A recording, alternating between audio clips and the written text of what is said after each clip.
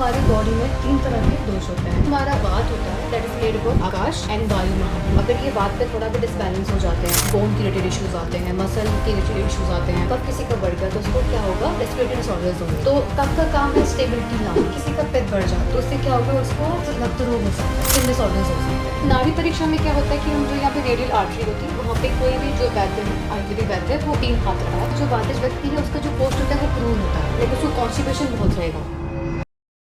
नमस्कार, स्वागत है आपका हमारे अगले एपिसोड में। और आज है हमारे साथ यहाँ पे डॉक्टर आर्ची से आज हम जानेंगे, क्योंकि हमने ऑलरेडी हमारे दूसरे एपिसोड्स में जब हमने शुरू किया था तब से अब तक हमने बहुत सारी अलग अलग चीज़ों के बारे में जाना है। पर अभी हम एक बहुत ही बेसिक टर्म है पर हमें उनके बारे में पता नहीं है कि वो क्या है, कैसे है, क्या क्या चीज़ें होती हैं उनमें, ये सारी चीज़ें। तो आज हम एक आयुर्वेद के बहुत ही बेसिक टर्म के बारे में जानेंगे जो इक्वली इंपॉर्टेंट है जितना बाकी सारी चीजें इंपॉर्टेंट है। आज हम जानेंगे कि त्रिदोष क्या है, त्रिदोष के बारे में, कि त्रिदोष और प्रकृति एनालिसिस क्या है, प्रकृति परीक्षण क्या है। तो पहले स्वागत करते हैं doctor Archika. Thank you so much for coming and आप प्लीज बताएं हमारे ऑडियंस को कुछ अपने बारे में। Hello everyone, my name is doctor Archi Negi और मैं कल्पा से बिलोंग करती हूँ। हिमाचल प्रदेश का एक छोटा सा गांव है डिस्ट्रिक्ट किन्नौर। मैंने अपनी आयुर्वेद की पढ़ाई सारी साउथ इंडिया से की है, कर्नाटक से। एंड अभी I am into Ayurvedic practices. तो डॉक्टर आपको कितना टाइम हो गया आपकी स्टडीज कंप्लीट किए हुए या उसके बाद प्रैक्टिसिंग करते हुए? I am from 17 batch. I have done my graduation completed in 2023, and after that it's been almost 1.5 years I'm practicing Ayurveda. I have worked in Delhi also. Now I'm working here. Okay, so आपको आयुर्वेद में क्यों interest आया? क्योंकि usually ऐसा होता है कि लोग जब भी डॉक्टर बनने का सोचते हैं, डॉक्टर बनने का ख्याल रखते हैं, डॉक्टर बनने की इच्छा रखते हैं, तो वो दूसरी तरफ जाते हैं, वो मॉडर्न साइंस की तरफ जाते हैं। पर आयुर्वेद एक बहुत ही एंशिएंट टेक्नोलॉजी है, राइट? तो आप आयुर्वेद की तरफ क्यों आए? आपको आयुर्वेद में ऐसा क्या इंटरेस्टिंग लगा? किस चीज़ ने आपको इंस्पायर किया आयुर्वेद में आने के लिए? I always wanted to be doctor. मुझे हमेशा से अपने नाम का डॉक्टर चाहिए था, चाहे वो पीएचडी करके हो, चाहे जैसे भी हो। मेरा आयुर्वेद की तरफ जो एक रुझाव है वो तब आया, I think I was giving my 12th exam. मेरी मदर है, उनको काफ़ी इश्यूज होते हैं हेल्थ में, डाइजेस्टिव डिसऑर्डर्स होते थे मम्मा को काफ़ी, और मतलब स्किन की प्रॉब्लम थी मम्मा की। तो उन्होंने पंचकर्म करवाया था। पंचकर्म से उनको इतना फ़ायदा हुआ कि हमने उनको बहुत जगह दिखवाया था, but it wasn't worth it कहीं पे भी। पंचकर्मा से मम्मा को बहुत आराम आया। तो I got to know about Ayurveda after she got her treatment. तो मेरा रुझान बढ़ा, आई स्टार्टेड गूगलिंग आउट कि कैसे पंचकर्म क्या होता है, कौन सी ब्रांच में आता है आयुर्वेद के, and what is this all. तो आई गॉट टू नो कि कोर्स होता है BMS, जिसमें आप आयुर्वेदिक डॉक्टर बन सकते हैं। You can prescribe person Ayurvedic medication and everything. So I decided to become Ayurvedic doctor after getting to know about it. तो आपको कैसा लग रहा है अभी कि, क्योंकि आप हमेशा से ही चाहते थे कि आप एक डॉक्टर बने, वो चाहे MBBS करके, मेडिकल करके या PhD करके, पर you and up with this Ayurvedic. तो अभी आपको कैसा लग रहा है आयुर्वेदिक डॉक्टर बनके? Firstly, I am very proud to be a Vaidya, Ayurvedic doctor. This was my dream since like ages, decade almost. मुझे आयुर्वेद प्रैक्टिस करते हुए बहुत अच्छा लगता है, बिकॉज जो दवाइयाँ मैं अपने पेशेंट्स को दे रही हूँ, I can prescribe it to my parents also, और even I also myself take all the ayurvedic medications. और कोई भी पैथी बुरी नहीं होती, every pathy is good, all the pathies have its cons and pros.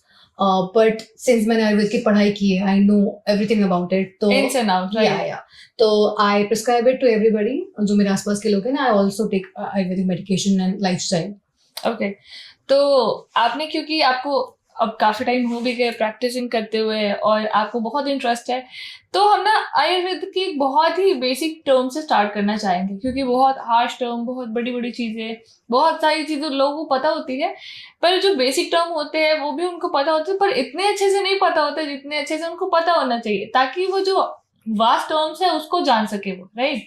तो हम शुरू करेंगे त्रिदोष से। त्रिदोष क्या है? मैं एक श्लोक कोट करना चाहूंगी। वातम पित्तम कफश चयति त्रयोदोष समासता।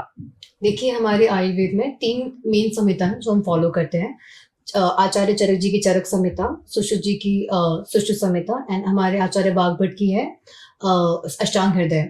तो अष्टांग हृदय का मैंने ये कोटेशन बोला है, श्लोक बोला है, इसका मतलब ये है कि हमारी बॉडी में 3 तरह के दोष होते हैं, वात, पित्त और कफ। अब इसमें पंच महाभूत का भी थोड़ा-सा रोल आता है, मैं आपको बताती हूँ। पहले हम वात, पित्त, कफ को डिस्कस करते हैं। और जो भी मैं लैंग्वेज यहाँ पे यूज़ करूँगी सो दैट ऑडियंस भी इसको रिलेट कर पाए, will talk in very lame language, like layman को भी जो समझ आ सकता है। अब देखिए वात क्या है, सपोज कि मैं कुछ खा रही हूँ, जैसे कि मैं I am taking sip of water, तो जैसे मैं पानी का एक सिप ले रही हूँ और वो through my oesophagus it's entering to my stomach और इंटेस्टाइन में जा रहा है। तो ये जो मूवमेंट है, लाइक मैं बात कर रही हूँ आपसे, आप बैठी हैं यहाँ पे, जो भी हम मूवमेंट चल रहे हैं दैट इज बिकॉज ऑफ वात। वात इज मूवमेंट, ओके। तो ये वात हो गया। अब पित्त क्या है? पित्त मतलब कि जैसे कुछ मैंने खा लिया तो वो डाइजेस्ट कैसे करेगा, है ना, वो पित्त होता है। जैसे मेरी आईज होती है, अब मैं विजन कर रही हूँ, मैं व्यू कर रही हूँ, अग्नि है, तो that is pitta. And if you talk about kapha, में हमारी बॉडी में चिकनाहट वाली चीजें होती है, लाइक म्यूकोसल है, जो भी चीज होती है that is cough, okay. And अगर हम बात करते हैं पंच महाभूत का क्या रिश्ता है त्रिदोषज के साथ, तो हम हल्का सा डिस्कशन कर लेते हैं। देखिए जो हमारा वात होता है that is made up of akash and vayu mahabhuta, okay. और जो हमारा पित्त होता है that is made up of fire, which agni mahabhuta, ठीक है। अगर हम कफ की बात करते हैं तो that is made up of the heavy elements like water, हमारा जल महाभूत और हमारा पृथ्वी महाभूत। तो ये हल्का सा, जैसे मैंने बहुत ही शॉर्टकट में बताया, अगर मैं मतलब जैसे मैं श्लोकास कोट करूँ, ये चीज कोट करूँ, तो वो थोड़ा सा डिफिकल्ट हो जाता है to understand to normal person. तो ये बस हल्का सा ओवरव्यू है कि पंचमहाभूत क्या है और कैसे वो त्रिदोष से रिलेट करते हैं और क्या है वात, पित्त, कफ। तो अभी ये जो टर्म था वात पित्त कफ और त्रिदोष में वात पित्त कफ क्या होता है, ये तो आपने बता दिया। पर अभी आप हमें ये बताएं कि त्रिदोष का इम्पोर्टेंस क्या है हमारी लाइफ में, त्रिदोष कैसे इम्पोर्टेंट है, ठीक है, क्या क्या रोल प्ले करता है? जैसा आपने पूछा है मुझे कि what is importance of tridosha, तो I would like to quote a shloka which is समदोष सम अग्नि सम धातु सम मल क्रिया प्रसन्न आत्मा आत्मा इंद्रिय मन इति स्वस्थ अभिधीयते। ये जो श्लोक है इसका मतलब ये है कि जो हमारी बॉडी में सम जो धातु का एक अच्छे से मैन्युफैक्चरिंग होना इज वेरी इंपॉर्टेंट, दोषों का इक्वलाइज होना इज वेरी इंपॉर्टेंट। तो ये हमारा जो वात पित्त कफ है इसका बैलेंस होना इज वेरी इंपॉर्टेंट। अगर ये वात पित्त थोड़ा भी डिसबैलेंस हो जाते हैं, सपोज किसी का वात बहुत बढ़ गया, तो ऑब्वियसली उसको क्या है रिलेटेड टू द वात विकार होंगे। वात विकार में क्या आते हैं हमारे, जैसे कि बोन के रिलेटेड इश्यूज आते हैं, मसल के इश्यूज आते हैं। अगर हम कफ की बात करते हैं, कफ किसी का बढ़ गया तो उसको क्या होगा, रेस्पिरेटरी डिसऑर्डर्स होंगे, ठीक है। एक चीज मैं ऐड करना चाहूंगी, हमारे आचार्य जी ने बताया गया है कि जो वात का स्थान है दैट इज अधोभाग, like which is pelvic area से नीचे वाला जो एरिया दैट इज वात। अगर मैं कफ की बात करती हूँ जो हमारा मध्य भाग है दैट इज अगर मैं कफ की बात करूँ तो जो हमारा ऊर्ध्व भाग है दैट इज कफ, लाइक गर्दन से ऊपर वाला जो ऊर्ध्व भाग है दैट इज कफ का जो वहां पे स्थान रहता है। अगर मैं मध्य भाग की बात करूँ वहां पे पित्त का स्थान रहता है, ठीक है। तो तीनों का बैलेंस आउट होना इज वेरी इंपॉर्टेंट। अगर जैसे मैं बता दूं कि किसी का भी जैसे सपोज की वात की विकृति ज्यादा हो जाती है तो क्या होगा, वात में स्थान से हिल जाएगा तो वो ऊपर की तरफ को आएगा, तो ऊपर जाके वो क्या करेगा, बीमारियां कॉज करेगा। सपोज की जैसे वात का स्थान अधोभाग है, वो ऊपर ऊर्ध्व में आ गया, क्या होगा, साइनसाइटिस होगा, माइग्रेन होगा, वो विषय हो जाएगा आपस में, ठीक है। तो वो जो चीजें हैं उनका बैलेंस होना is very important to be a healthy person. तो ये इंपॉर्टेंस है हमारी त्रिदोषज की। एक हल्का सा मैंने आपको ओवरव्यू दिया इस चीज को लेके। तो डॉक्टर आपने इम्पोर्टेंस तो बता दिया, पर त्रिदोष का रोल क्या है हमारी लाइफ में, मतलब त्रिदोष क्या काम करता है हमारी लाइफ में, कैसे काम करता है, आप इस पे भी थोड़ा बताएंगे हमें?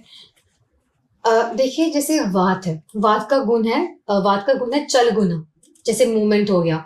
जैसे मेरी बॉडी में जितनी भी मूवमेंट्स हो रही है, जैसे कि सपोज की हार्मोन रिलीज हो रहे हैं, खाना डाइजेस्ट हो रहा है, डाइजेस्टिव एंजाइम्स आ रहे हैं, जो मूवमेंट है हमें, मेरी ब्लड फ्लो कर रहा है, ठीक है, जैसे बॉडी हिल रही है, दैट इज बिकॉज ऑफ वात, ठीक है।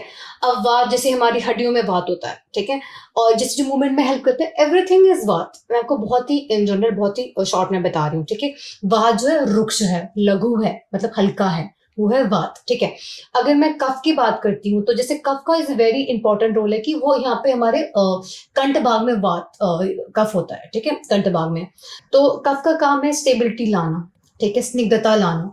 सपोज कि अगर कोई पर्सन है जिसका वात बहुत बढ़ गया है, वात बहुत ज्यादा हो गया, ड्राइनेस हो गई है, तो उसको कहीं ना कहीं कफ जो है वो क्योंकि वो स्थिर है, वो स्निग्ध है, तो वो चीजों में बैलेंस आउट करता है। जब हमारी बॉडी में जब स्थिरता आती है, स्निग्धता आती है, लाइक स्किन का लश्यर हो गया, everything is that is cough. Okay, अगर मैं पित्त की बात करती हूँ तो पित्त क्या है? पित्त है उष्ण, तीक्ष्ण।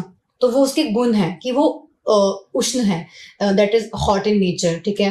तीक्ष्ण है, लाइक थोड़ा सा क्षारीय है, तो वो है पित्तज। पित्तज का ये है, तो इन जनरल ये थोड़े से इनके गुण हैं। तो ये जो पित्त है, अगर अगर किसी पर्सन की, किसी इंसान की बॉडी में अगर पित्त बढ़ जाता है तो क्या होगा? अगर बढ़ जाता है तो क्या होगा?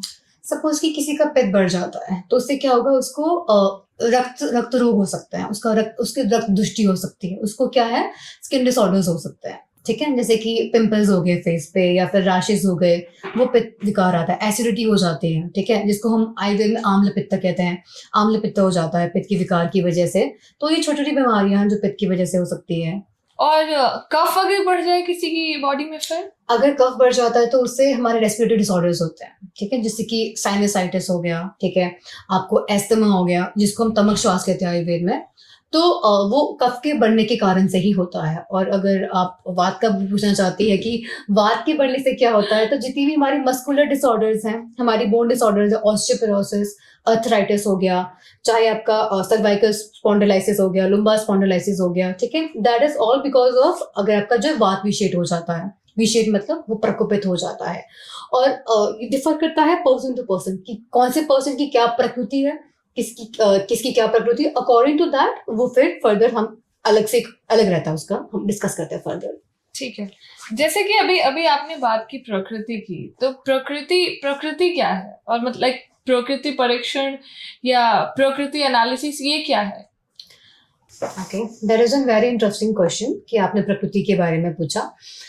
देखिए, अभी हमने पढ़ा कि वात क्या होता है, पंचमहाभूत का क्या उसमें रोल है, फिर हमने देखा कि उसके गुण क्या है, वो कहाँ पे शरीर में क्या होता है, उसके बढ़ने से कम हो जाने से, चीजें हमने देखी अभी। तो अभी हम जानना चाहेंगे प्रकृति के बारे में। अब प्रकृति हल्का सा डिफरेंट फ्रॉम त्रिदोषज, बना त्रिदोषज से है, बट एक हल्का है। प्रकृति क्या होता है? जब किसी भी व्यक्ति का जन्म होता है जो उसी ऋतु में होता है, जैसे कि सपोज अगर मैं अपनी पर्सनली बात करूं, आई बॉर्न इन मार्च, तो मैं वसंत ऋतु में पैदा हुई, तो जो मेरा जो प्रकृति है विच इज कफच, लाइक ठहराव है, एक तरह से आप कह सकते हैं, ये चीजें कफच से आती हैं, ठीक है। तो वो प्रकृति के हिसाब से होता है, जो जिस ऋतु में पैदा होता है उसके अकॉर्डिंग वो उसका प्रकृति बन जाता है, लाइक नेचर जो इसको कहते हैं, वो जन्मजात से ही सेम रहता है। माफ करना, मैं बीच में आपको रोकना चाहूंगी। ये मुझे बहुत इंटरेस्टिंग लग रहा है, तो मैं जानना चाहूंगी कि मेरी प्रकृति क्या है। जितना हमने अभी तक बात की है, जो भी है, आई वुड से कि जो आपकी प्रकृति है दैट इज कफ पित्त, ठीक है। why I'm telling you this is since you really have a very prominent features, your skin is lustrous and you talk in a certain way, like very calmly, very smoothly, and the words you are saying is very correct, very aptly, pronunciation is very aptly. तो on the basis of your just physical features, I can say कि आप जो है, आप कफज और पित्तज है, like you have really sharp mind। जो भी हमने डिस्कशन करी है, like जितना भी मैंने ऑब्जर्व किया है, you are very sharp minded, तो आपका जो है कफ पित्तज है। तो ये एग्जैक्टली कैसे हम एनालिसिस कर सकते हैं किसी में कि किसके प्रकृति क्या है? That is a very interesting question. एक हमारे आयुर्वेद में परीक्षा होती है जिसको हम नाड़ी परीक्षा कहते हैं, ठीक है। That is a very vast topic, like अगर उसके बारे में बात करने बैठे तो that will like 3-4 more hours, okay. तो नाड़ी परीक्षा में क्या होता है कि हम जो यहाँ पे रेडियल आर्टरी होती है, वहां पे कोई भी जो वैद्य है, आयुर्वेदिक वैद्य है, वो 3 हाथ रखता है, ठीक है। इससे क्या होता है, जब हम पहली बार हाथ रखते हैं तो इंसान की जो प्रकृति होती है उसका पता चलता है। बाद में उसको हम प्रेस करते हैं, दैट इज वो विकृति का पता चलता है। विकृति इज जो दोष बढ़ रहे हैं। आपको मैंने बताया कि वात पित्त कफ का बैलेंस आउट होना इज वेरी इंपॉर्टेंट, ठीक है। अगर कोई भी, जैसे सपोज कि मेरा कफ बढ़ गया, मेरा पित्त बढ़ गया, तो वो जो चीजें नाड़ी परीक्षा से पता चलती है, उसके लिए you have to go your जो आयुर्वेदिक वैद्य है उनके पास आप जाइए और गेट योर प्रकृति एनालिसिस एंड योर विकृति एनालिसिस डन। तो प्रकृति परीक्षण के पहले हमें नाड़ी परीक्षण भी कराना पड़ेगा? हाँ जी, नाड़ी परीक्षा से कंफर्मेशन आती है आपकी प्रकृति का। बाकी देखिए, जैसे कि हम इसके बारे में कोर का भी पूछते हैं, लाइक जैसे कि हम इसमें कोष्ठ का पूछते हैं। कोष्ठ क्या होता है कि जो हमारा बॉल मूवमेंट्स होते हैं, कि आपका कॉन्स्टिपेटेड है आप, इसमें अग्नि का भी रोल है। हाँ, let me just discuss about अग्नि ऑल्सो। अग्नि क्या है? अग्नि इज अ डाइजेस्टिव फायर। अगर हम इसको मॉडर्न में बताएं तो HCl कि हमारी बॉडी एसिड प्रोड्यूस कर रही है, खाना पच रहा है एंड एवरीथिंग। हमारे आचार्यों ने बताया है कि जो अग्नि है, मैं ये अष्टांग हृदय का ही बता रही हूँ। आचार्य वाग्भट ने बताया है कि जो अग्नि है वो 3 तरह की होती है। पहला उन्होंने बताया कि तीक्ष्ण अग्नि। तीक्ष्ण अग्नि मतलब होता है कि जिसकी बहुत तेज अग्नि हो, ठीक है। तेज अग्नि मतलब ज्यादा भूख हाँ, लगता है इनकी डाइजेस्टिव पायरेट ये पित्तज व्यक्तियों में होती है, ठीक है। हाँ, और उसके बाद जैसे दूसरा है मंद अग्नि, जिनको बहुत बिना खाना खाए हुए चल पड़ते हैं, लाइक जो मेरा है, like I don't eat breakfast which is not a good thing. I eat only fruits and breakfast. हाँ, तो वो अच्छा, एक out of the context question पूछ रही हूँ मैं, आपका पेट भर जाता है उससे? वही है, डिपेंड। जैसे कि मैं आपको बताती हूँ, जो मेरे मतलब जिनके साथ मैं रूम शेयर करती हूँ, she likes to have a heavy breakfast. उनकी अपनी प्रकृति है that, because she is pittaj, I am kaphaj. तो आई लाइक माई मील्स थोड़ा सा लाइटली। आई डोंट लाइक बहुत सारा सुबह के टाइम में, सुबह, क्योंकि इसका भी एक अलग टॉपिक है। जो सुबह का जो काल होता है वो कफज काल होता है। तो I don't eat anything in the morning, हल्का सा खा लेती हूँ बिकॉज मेरी कफज प्रकृति है, और मॉर्निंग जो टाइम होता है वो कफज होता है। अब देखिए, इस चीज से ये पता चलता है कि how it is important to have your meal according to your प्रकृति। सपोज कि जैसे कोई इंसान है, ठीक है, जो कफज प्रकृति का, सुबह उसको ब्रेकफास्ट हैवी करा दोगे तो उसकी जो बॉडी जो फंक्शनिंग है that will be not as aptly जो होएगी उसकी, ठीक है। तो प्रकृति के अकॉर्डिंग जो है वो चीजें खाना customise life is very important, ठीक है। तो मेरी, जैसे आपने मेरी प्रकृति बताई अभी कि मेरी प्रकृति है पित्तज कफज, तो उसके हिसाब से मुझे कैसा डाइट लेना चाहिए? ओके, आपने क्वेश्चन पूछा कि आपका जो डाइट है कैसा रहना चाहिए। जैसे कि आपका प्रकृति है पित्त कफज है, ठीक है। तो अब जैसे पित्त व्यक्ति है, ठीक है, और ऑलरेडी तीक्ष्ण गुण है उसमें काफी है, ठीक है, उष्ण गुण काफी है। तो आपको जो जिन चीजों की तासीर गर्म है, जो तीक्ष्ण है, जैसे कि तीक्ष्ण में आप मिर्ची ले लो, लाल मिर्ची ले लो। आप उष्ण में अब जैसे अब दही ले लो, ठीक है। जो दही का जो वीर्य होता है दैट इज उष्ण, ठीक है। तो आपको दही नहीं खाना है और आपको ज्यादा तीखा नहीं खाना है, दैट इज फॉर पित्त। क्यों ऐसा है? अगर आप देखिए, इट्स नॉट कि आपने 1-2 बार कंज्यूम किया। आयुर्वेद में कहा जाता है कि जो विकार आपके होते हैं एक बुरी आदत से, सपोज आप बार बार वो चीज कर रही हैं, बार बार आप जब आपको पता है कि आपको दही नहीं खाना है सर्टनली पॉइंट पे, ठीक है, रात को तो वैसे भी दही नहीं खाते हैं, और आपको जैसे हमारे शरद ऋतु में मना किया जाता है दही खाने का, तो एक पर्टिकुलर सीजन में जब आप उस चीज का आप खाती हैं, ठीक है, कोई व्यक्ति जिसका अलग प्रकृति है वो खाता है और आप खाते हैं, तो आपको ज्यादा वो प्रॉब्लम होगी, क्योंकि आपका जो प्रकृति है वो पित्त कफज है, डिफरेंट, ठीक है। हाँ जी, अगर आप ज्यादा मीठे का सेवन करती हैं बहुत ज्यादा, वो भी आपको प्रॉब्लमेटिक रह सकता है। जहाँ की जो वात प्रकृति वाले पर्सन अगर वो मीठा खाएगा उसको उतना नुकसान नहीं करेगा, आपको करेगा। तो इट्स वेरी इंपॉर्टेंट कि आपको प्रकृति का पता हो खान पान के लिए। जैसे हमने सुना होगा कि हम बाहर, जैसे फ्रेंड्स बाहर जाते हैं खाने के लिए, किसी ने बहुत सारे गुलाब जामुन खा लिए, एक को फर्क पड़ गया, एक को नहीं पड़ा फर्क। कहीं ना कहीं प्रकृति का उसमें बहुत बड़ा रोल है कि उसकी बॉडी उसको पचा गई, इसको नहीं पचा पाई। अब वो प्रकृति पे डिपेंड करता है टोटली, ठीक है। तो एक तरह से ओवरव्यू हो गया। वी वर डिस्कसिंग अबाउट कि वात पित्त कफ जो है कैसे फीचर्स होते हैं, क्या होता है। तो एक हल्का सा हम डिस्कस कर लेते हैं। जैसे वात होता है, वात जो व्यक्ति होता है उसके जो बाल होते हैं रफ होता है, ठीक है। उसकी जो हाइट होती है लाइक नॉर्मल शॉर्ट होती है, लीन होता है दिखने में, ठीक है। और जैसे जो उसकी टच होती है वो काफी रफ होती है लाइक स्किन की, ठीक है। और उसकी जो मेमोरी होती है वो थोड़ी सी शॉर्ट मेमोरी होती है जो वातज व्यक्ति होता है, ठीक है। जैसे कि आपसे मैं बात कर रही हूँ, सपोज जैसे कि अगर सपोज कि मैं वातज हूँ, ठीक है, आपने मुझे चीजें बोली कि ये है, तो मेरे को समझ यूं आएगा, लेकिन मैं भूल भी इतनी जल्दी जाऊंगी। हाँ, तो वो वातज व्यक्ति होता है। उसकी जो आई कॉन्टैक्ट होती है वो अच्छी नहीं होती है, लाइक जैसे आपका पित्तज है तो your eye contact is really good, ठीक है। तो वातज व्यक्ति की जो आई कॉन्टैक्ट वो ऐसे नहीं, वो यूजुअली ऐसे ऐसे ऐसे ऐसे करके बात करेगा। वातज व्यक्ति की आई कॉन्टैक्ट का होता है। उसकी जो अग्नि होती है बहुत, उसकी मंद अग्नि, उसकी विषमाग्नि होती है, आई वुड से विषमाग्नि होते हैं। जैसे कि कभी खा ले तो बहुत सारा खा लिया, नहीं खाया तो कुछ नहीं खाया, एक खा ले तो बहुत सारा खा लिया, वो वातज का फीचर होता है, विषमाग्नि कहते हैं इसको, ठीक है। इसके बाद फिर जो वातज व्यक्ति है उसका जो पोस्ट होता है वो क्रूर होता है, लाइक उसको कॉन्स्टिपेशन बहुत रहेगा प्रोलॉन्ग टाइम के लिए, कि जैसे अगर वो ध्यान ना रखे, प्रॉपर पानी ना पिए प्रॉपरली, तो उसको वो क्रूर कुष्ठ का व्यक्ति होता है वातज।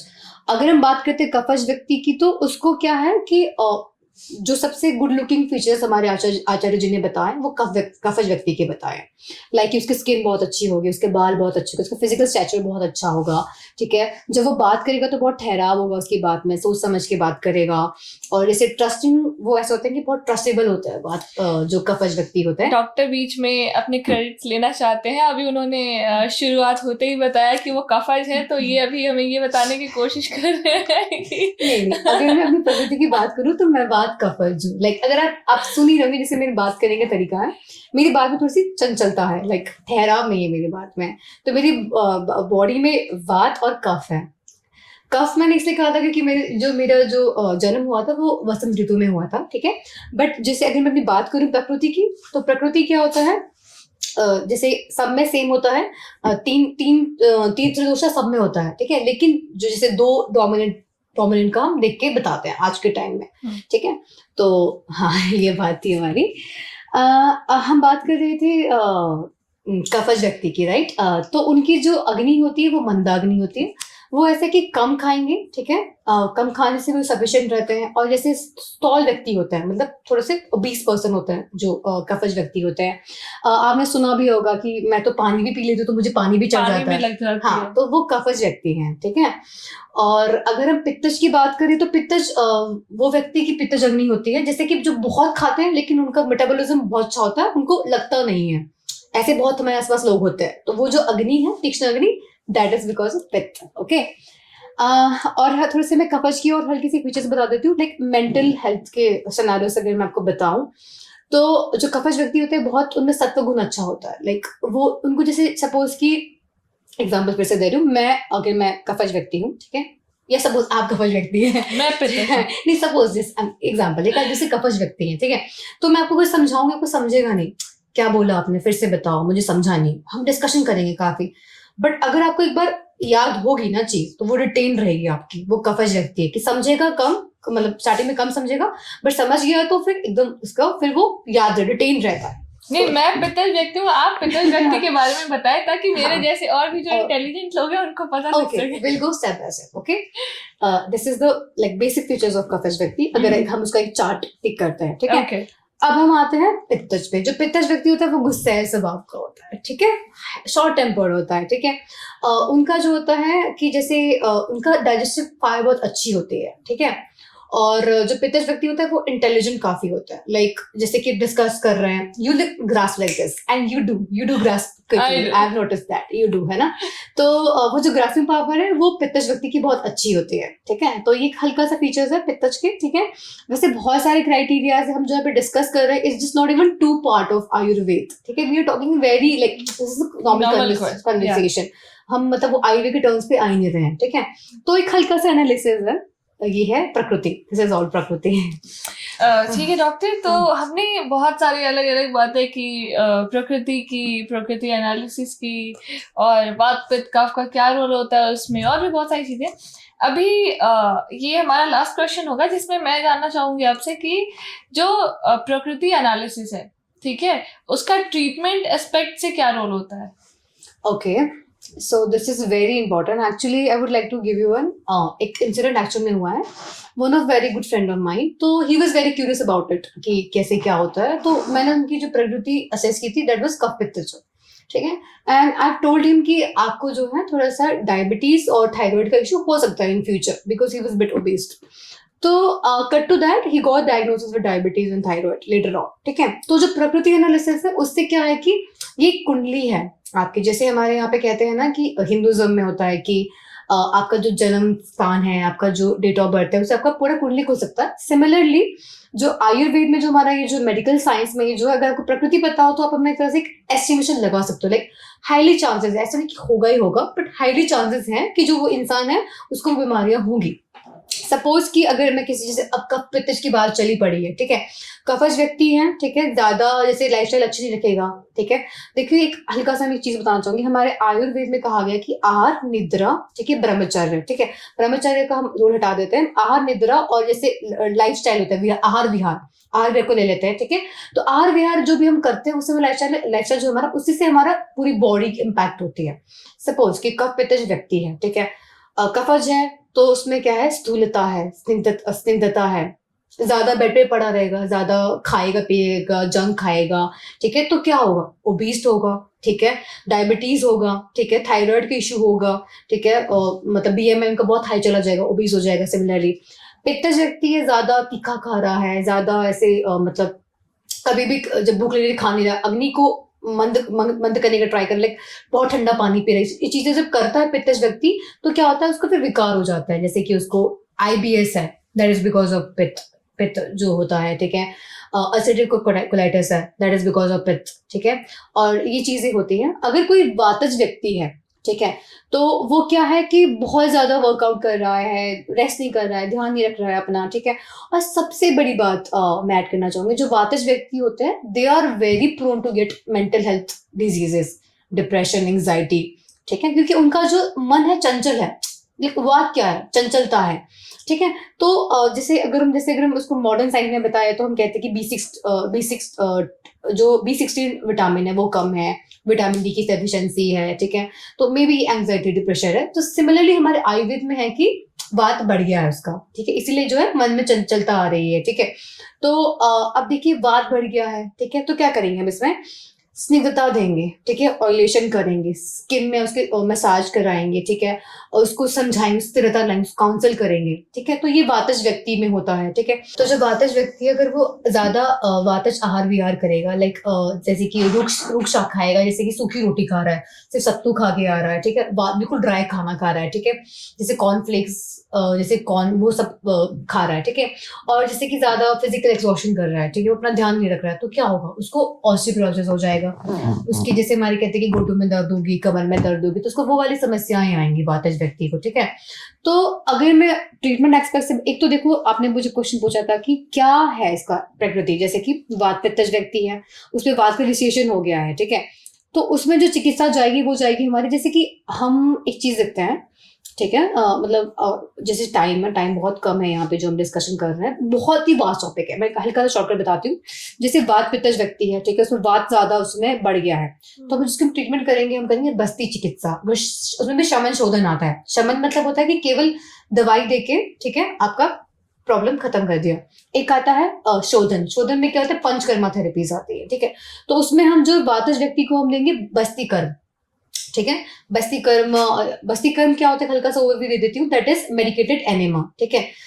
इसका एक बहुत अच्छा एग्जांपल है, जहाँ पे I used to work in Delhi, जो हमारे साथ एक्सप्लेन करते थे सब पेशेंट्स को, दैट वाज वेरी ब्यूटीफुल, कि जैसे हमारी रीढ़ की हड्डी है, ठीक है, वो एक आप पेड़ समझ लो, जो जड़ें हैं वो एनल रीजन है, ठीक है, जैसे अगर आपको एक पौधा बड़ा करना है, आप उसकी जड़ों में पानी दोगे, जड़ों की नरिशमेंट करोगे, ठीक है, तो सिमिलरली जो हमारी रीढ़ की हड्डी है, जो हमारी वेन्स है, वो खत्म होती है हमारे एनल रीजन पे। जो हमारे एनल रीजन होता है that has highest nerve endings, तो अगर आप वहां पे अगर आप मेडिकेटेड एनेमा देते हो, ठीक है, जैसे उसमें भी अलग अलग होता है, मात्रा बस्ती होती है, डिफरेंट होता है, न्यूरो बस्ती होती है, वो अलग ही टॉपिक है।